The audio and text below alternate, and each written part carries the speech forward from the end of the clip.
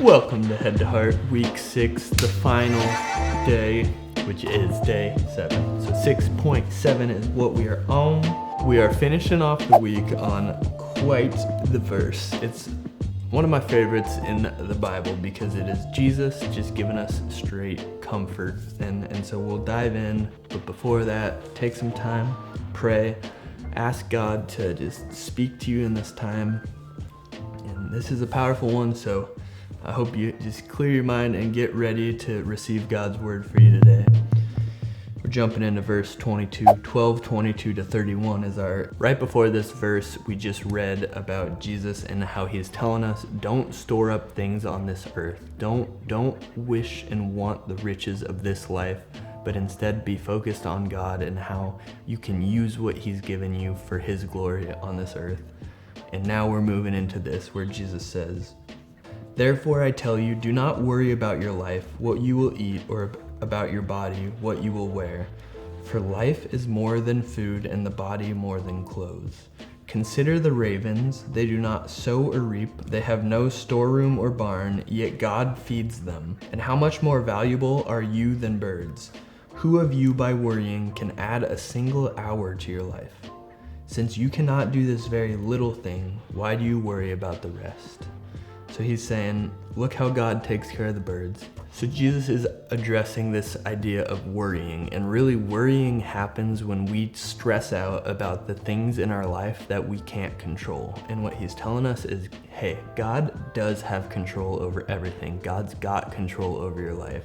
So there's no reason to worry about the things you can't control. Put your effort into the things that God has given you, that he has allowed you to control. But these areas that you can't control in your life, don't let those things cause fear and anxiety in you, but rather trust God to provide in those things.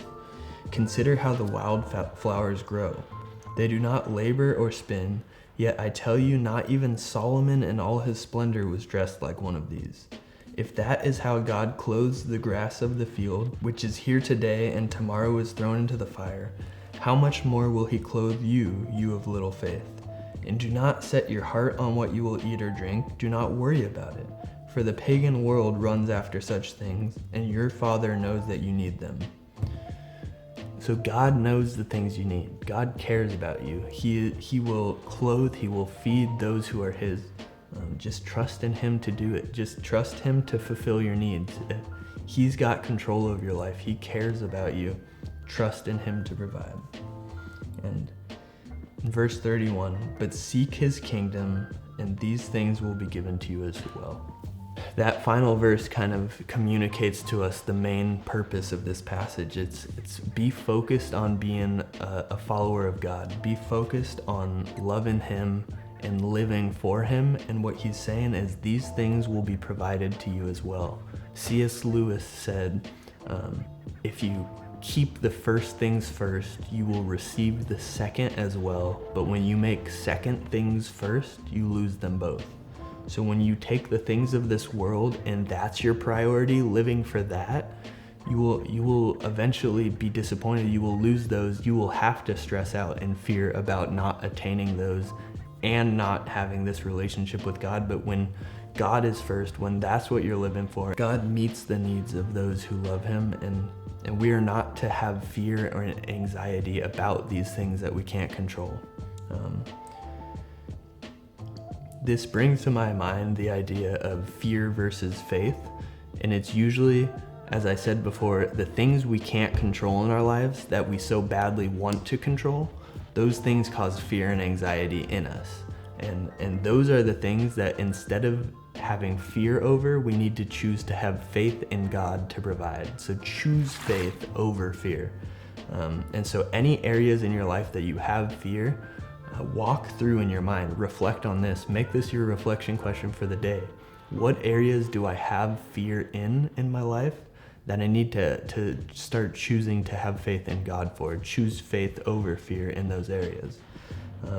That'll only happen if you explore those areas. So if you have fear or anxiety, press into those areas and find out what is causing that. Is it an issue of, I want to control this thing, but I can't? I'm afraid of this happening and I can't control it. give that area over to God and trust Him to control it. Trust Him to have faith in Him, and trust that He will be good to you in that area, because He loves you and He cares about you, and He has promised to provide for the needs of those who love Him. And there's endless promises in here, and I promise you, whatever is causing you fear or anxiety, there's a promise of God to address that you can choose to have faith in over fearing. So I encourage you to press into those things and look for them. And your prayer point is definitely on that same note. God, help me choose faith over fear in these areas in my life. God, the things that are causing me anxiety and fear, would you help me have faith in you in those things, and trust that you are good, trust that you love me, trust your plan for my life. Help me to choose faith in these things, God. That's it for week 6. I hope you enjoyed it. I hope you've been following with us. Catch up if you haven't. These things, you can just play them. I got a buddy, Matt, who when he watches these types of things, he'll play them at 2 times speed, which you can definitely do in your little settings, so you can get through these in twice the time. I encourage you, catch up if you haven't been with us, because we're getting to the good part. We're getting to the fulfillment of years of prophecy, the end of Jesus's life, and the beginning of His new life. So join us for that. Week 7 starts tomorrow. Thanks. Hope you have a good day. Thanks for tuning in.